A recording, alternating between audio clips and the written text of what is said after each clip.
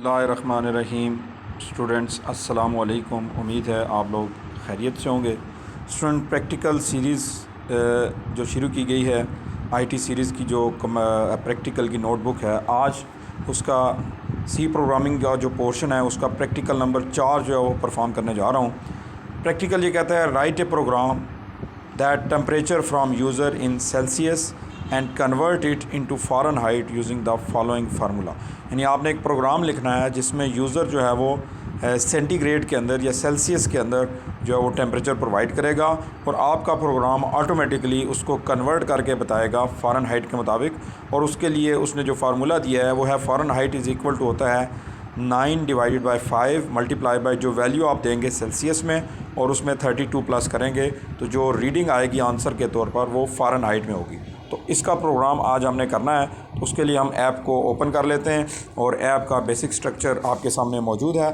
आज के प्रोग्राम में हम दो वेरिएबल जो है वो डिक्लेयर करेंगे, क्योंकि जो टेम्परेचर है उसमें अशारिया भी इन्वॉल्व होता है। तो हमारे दोनों जो वेरिएबल्स हैं वो फ्लोट टाइप के होंगे, एक सेंटीग्रेड के लिए सी और एक फ़ारेनहाइट के लिए एफ़। ठीक है जी, तो ये दो वेरिएबल ने डिक्लेयर किए हैं। अब उसके बाद जो है वो क्लियर स्क्रीन का फंक्शन एज़ यूजुअल कि जो पिछली आपकी रीडिंग है CLRSCR, क्लियर स्क्रीन का जो है वो फंक्शन हमने यूज़ किया, क्लियर स्क्रीन, और ये उसके एनालिसिस और ये इसको हमने क्लोज़ कर दिया। CLRSCR ये क्लियर स्क्रीन का फंक्शन आपको पता है। उसके अलावा अब हम यूज़र से वैल्यू लेंगे, स्कैन करेंगे। हम यूज़र को कहेंगे कि वो सेंटीग्रेड के अंदर टेम्परेचर प्रोवाइड करे, तो उसकी स्ट्रिंग लिखने के लिए पहले मैं प्रिंट एफ का फंक्शन यूज़ करूँगा।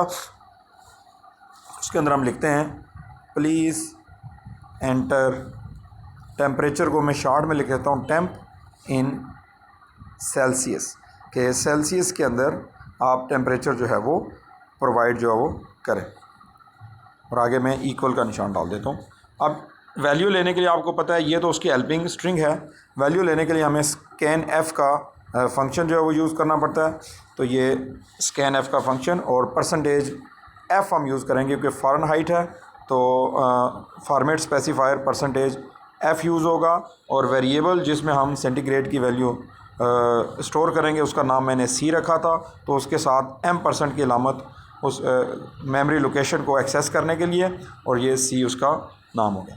अब यहाँ तक क्या होगा, वैल्यू जो वो सेव हो जाएगी। अब जो वैल्यू आई है वो सी के अंदर सेव हो गई है, उसको हमने कन्वर्ट करना है फ़ारेनहाइट में।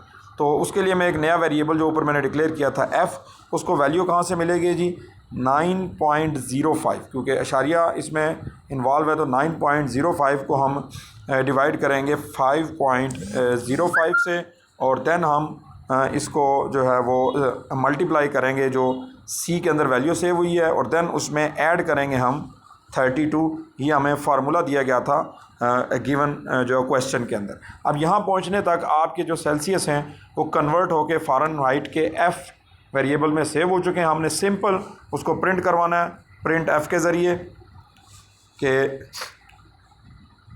Your given temp in Fahrenheit